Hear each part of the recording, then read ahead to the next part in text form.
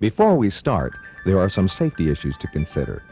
The chemicals used in the polyfiber liquids can cause serious health problems, which could show up years after their use, so you've got to protect your skin. To avoid absorbing the chemicals through the pores in your skin, use either latex gloves or a product called invisible gloves. A little goes a long way, and you need to recoat your hands every hour or so. Don't worry, it doesn't transfer to the fabric. Breathing the fumes expended from the polyfiber liquids is not a good thing to do, so buy a hydrocarbon-rated respirator and work in a well-ventilated area. When spraying the liquids, you need to wear long pants and a long-sleeve shirt, or invest in a spraying suit.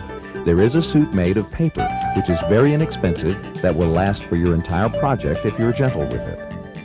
If you decide to use aerosane, a polyurethane paint, as your final color coat, you will also need to invest in some kind of fresh air source to be used when spraying it. A carbon respirator isn't sufficient to filter out the polyisocyanides contained in urethane paints. You should also keep a fire extinguisher handy at all times. And one last thing, until the solvents in the polyfiber liquids evaporate, they are very flammable. Don't ever stir them using a paddle attachment in an electric drill. The motor may spark and you have big problems. Always use air-driven tools around the polyfiber liquids. Select a well-ventilated area where fumes won't be a bother to you or anyone else in the family. A garage or empty hangar is good. A basement isn't. You'll have folks in your family asking you please to cease your activities as the fumes permeate the whole house.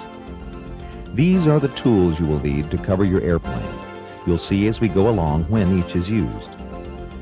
Working temperatures are important. The rule of thumb is this: if you are comfortable working at a temperature, it's likely that the polyfiber liquids will work well for you. In a perfect world, the temperature would be 77 degrees with low humidity. You're not very likely to get that. Keep in mind a few simple things and you won't have too much trouble with temperature deviations. When the temperature goes up to 87 or so degrees, drying time speeds up to twice that at 77 degrees. At 67 degrees, the drying time slows down to half of that at 77 degrees. Both of these conditions can be addressed by using the proper reducers or retarders when thinning the chemicals. More about this later. A humidity of 80% or more can affect the liquids and cause a condition called blushing, in which water vapor condenses on the surface. If this happens, obviously you do not keep applying coats of product to your surface. You have to wait until the layer of water dries before adding another coat. If you see blushing, either use polyfiber blush retarder or wait for a less humid day.